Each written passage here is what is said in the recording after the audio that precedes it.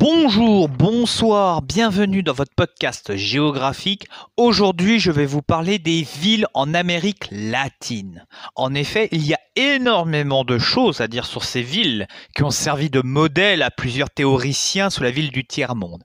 Il y a énormément de choses à dire aussi sur l'habitat, sur sa construction et sur l'évolution de cette ville.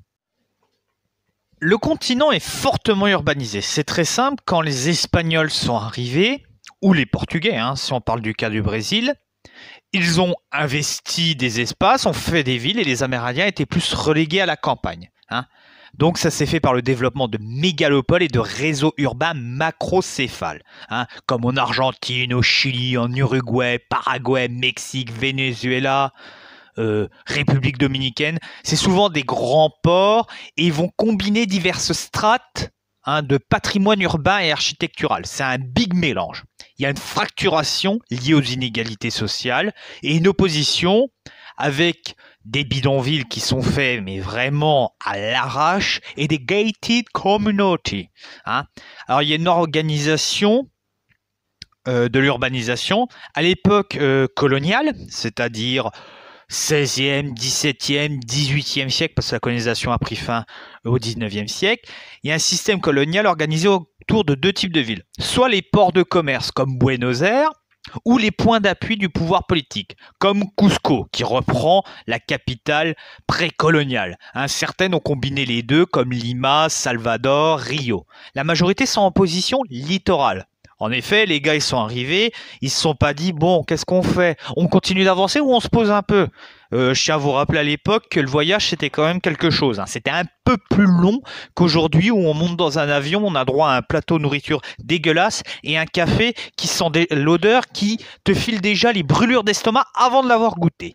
Donc, la majorité sont en position littorale. Mais il y a des exceptions. Mexico, ancienne capitale précolombienne, Bogota, Quito, Sao Paulo, qui est un peu désaxé.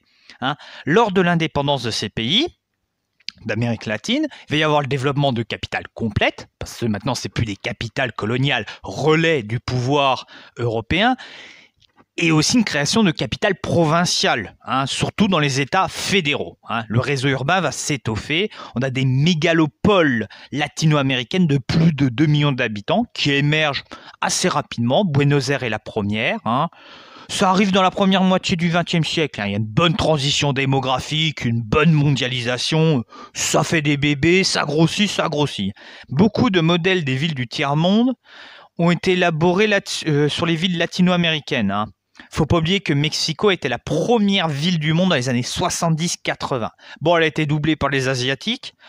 Dans pas mal de domaines, on s'est fait doubler par les Asiatiques. En économie et sur les villes, c'est pas mal.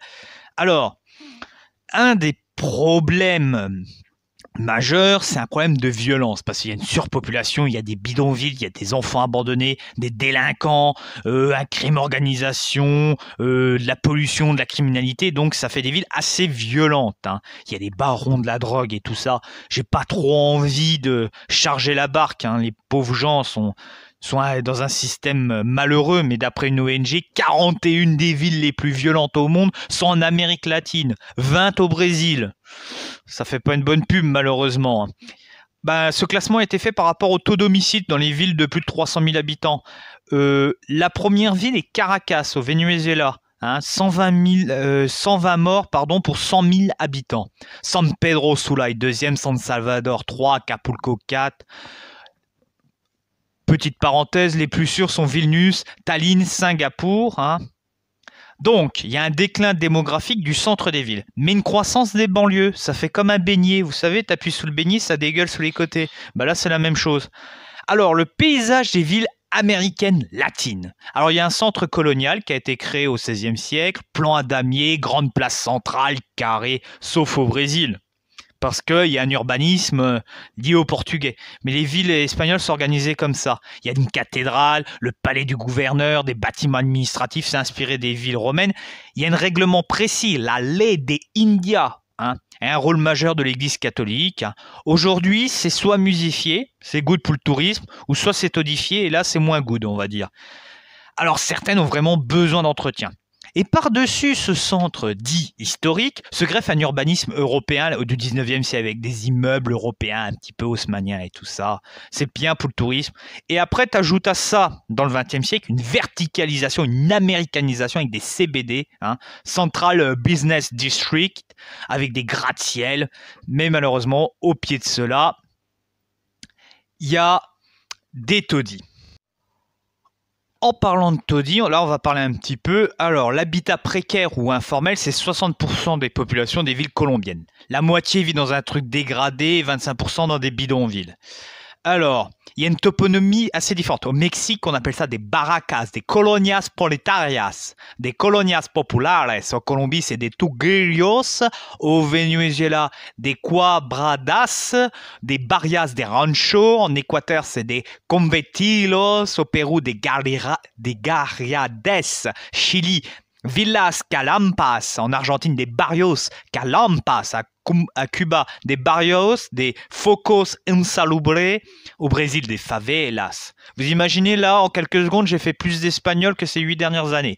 Bref, donc, diversité des noms, donc, diversité des types d'habitats précaires ou des installations.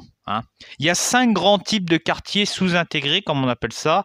Des quartiers todifiants, des centres-villes, c'est des anciennes résidences aristocratiques, des ex-couvents à l'abandon, qui sont squattés. Il y a des bidonvilles construits avec des matériaux de récupération, de l'autoconstruction, pierres, briques en marge urbaine, des pseudo-villages suburbains, peu représentés en Amérique latine, des constructions sur pilotis dans des zones marécageuses. Alors, les principales localisations de ces habitats, c'est dans des espaces difficilement constructibles.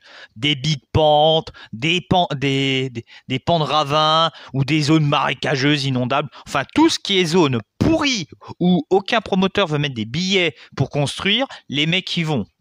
Bah oui, les villes grossissent énormément, il n'y a pas beaucoup d'espace, et les espaces qui restent, c'est vraiment les espaces les plus pourris.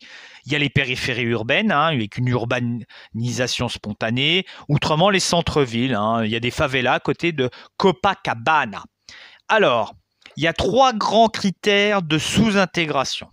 Déjà, ces habitats, ce sont des statuts fonciers précaires. C'est souvent illégal, certes inoccupé. Les terrains, il n'y a personne dessus, mais il y a quand même un propriétaire derrière. Souvent, les autorités font des procédures d'expulsion.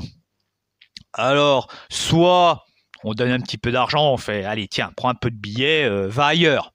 On déplace le problème, on va être totalement honnête. Ou la force.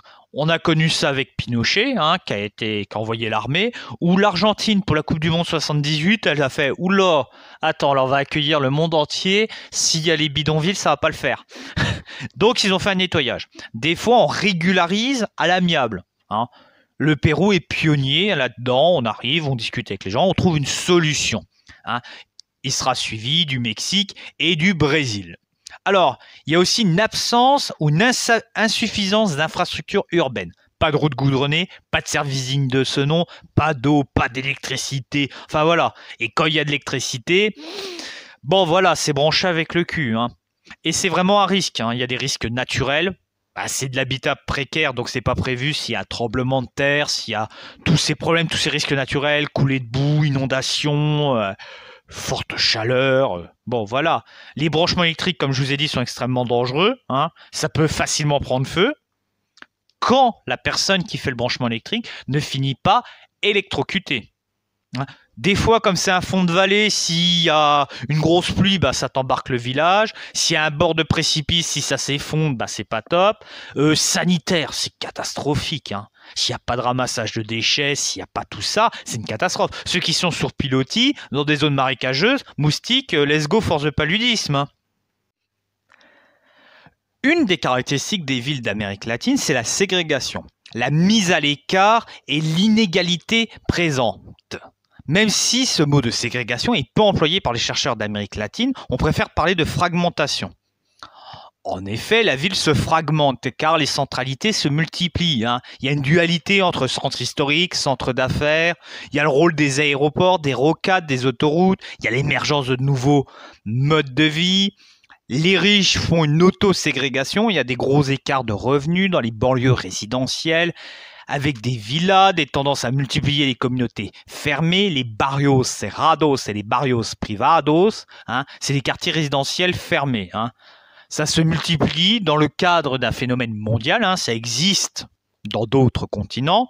Donc en gros, on a un espace public privatisé, délimité par des grilles, des murs, des barrières physiques, un accès limité à seulement les résidents.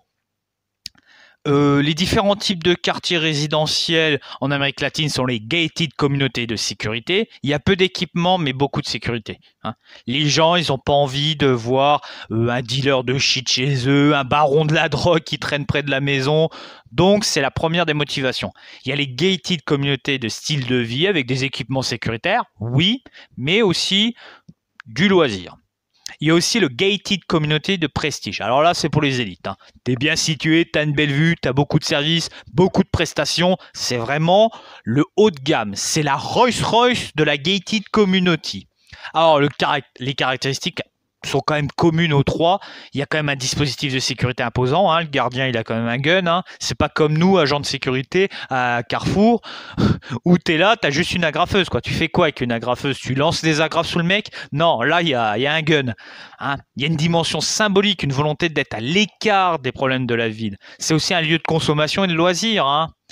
Parce qu'ils ont les magasins, tout est prévu. C'est limite une ville dans la ville. Hein. C'est localisé en périphérie ou au centre. Pour vous montrer un petit peu, il y en a quand même 140 à Buenos Aires et le premier, Clobes de Campo, 1932 à 38 km dans la périphérie de Buenos Aires. Hein.